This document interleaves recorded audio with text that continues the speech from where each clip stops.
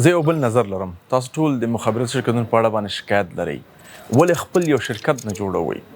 پوهېږئ دا ډېر اسانه ده چې افغانستان کې یو ملي شرکت جوړ شي او په دې کې ټول افغانان برخه واخلي.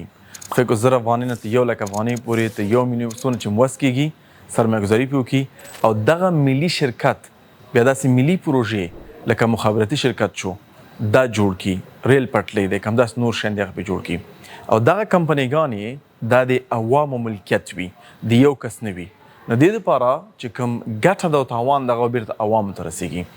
ځکه بعضې شیان چې دي ضرورت دي، مثلا سوشل میډیا د وخت ضرورت دی، اوس موبایل ضرورت دی، ټیلیکام ضرورت دی، کنیکټیویټي ضرورت ده. نو که تاسو واقعا غواړئ د مشکل حل کوئ او واقعا غواړئ د افغانستان دپاره چې اقتصادي وکوئ، نو زما په دې نظر باندې خلک باید فکر وکړي.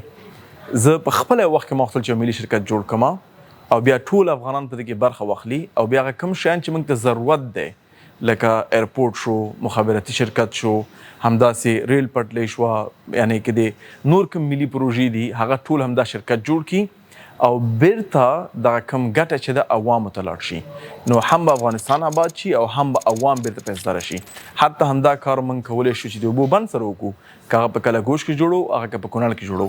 او دا یو نوې طریقه نه ده. په دنیا کې سټاک مارکیټونه شته دی، پاکستان هم لري، امریکا هم لري، اروپا هم لري، هندوستان هم لري، لیکن هغه شخصي کمپنیګان خلکو چې کړي دي برخې اخیستې. زه هم نه بیخي کمپنۍ شخصي نه وي، دا کمپنۍ په خپله د عوامو وي، په شیرز باندې چې هر کس پکې برخه واخلي او کمپنۍ کې 100 بلیون افغانۍ وي او هغه باندې مختلف ملي پروژې کوم چې ضرورت دي هغه پې کار وکړي.